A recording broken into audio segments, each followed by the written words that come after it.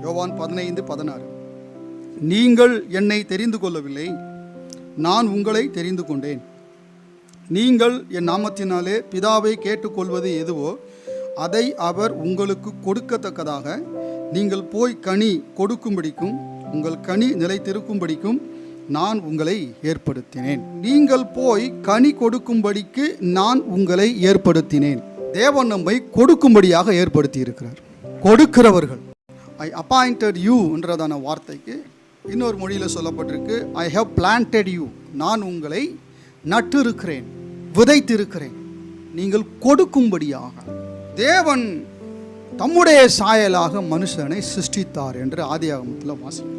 உருவத்திலே தன்னை போல அல்ல, தன்மையிலும் பண்பிலும் சுபாவங்களிலும் நம்முடைய சாயலாக மனிதனை தேவன் உண்டாக்கியிருக்கிறார். இயேசு கிறிஸ்து பிதாவுக்கு சற்றேனும் குறையாதவராக இந்த பூமியிலே வாழ்ந்து கொண்டிருந்தார்.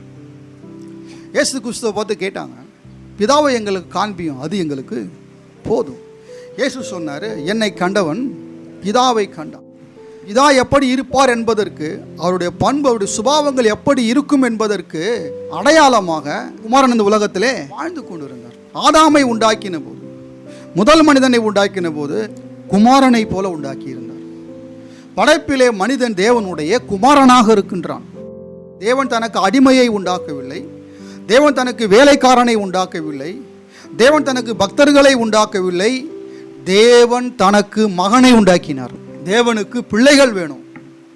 அநேகம் பிள்ளைகளை உடையவராக இருக்க தேவன் விரும்பி முதல் மனிதனை கர்த்தர் உண்டாக்கின போது தம்முடைய சாயலாகவே மனிதனை உண்டாக்கினார். தேவன் கொடுக்கிறவராக இருக்கிறார். நமக்கு இதுவரைக்கும் தேவன் கொடுத்திருக்கிறார். பூமியில் இருக்கிற சகல ஜீவராசிகளுக்கு தேவன் கொடுத்திருக்கிறார். பூமியில் இருக்கிறதான எல்லா ஜீவராசிகளுக்கும் ஆகாரம் கொடுக்கிறவராக இருக்கிறார் நம்முடைய தேவன். தேவன் அவைகளுக்கு கொடுக்கிறார். ஏராளமாய் கொடுக்கிறவர், தாராளமாய் கொடுக்கிறவர் நம்முடைய தேவன். மனிதனை படைத்த போது கொடுக்கிறவனாக படைக்கிறார்.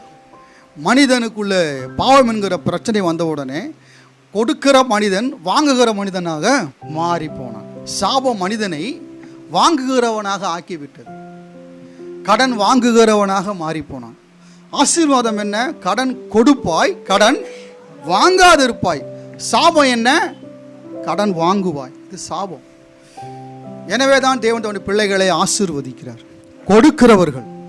அன்பு நிறைய எனக்குள்ள இருந்தாலும் அதை வெளிக்காட்டுறதுக்கு பணம் இல்லை, நான் அன்பு என்ன செய்ய முடியாது, வெளிப்படுத்த முடியாது. அந்த அன்பை வெளிப்படுத்துறதுக்கு என்ன வேணும்?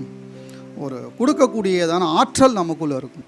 தேவன் நன்மைகளின் ஊற்றாக இருக்கிறார். நாம் யாரா இருக்கிறோம்?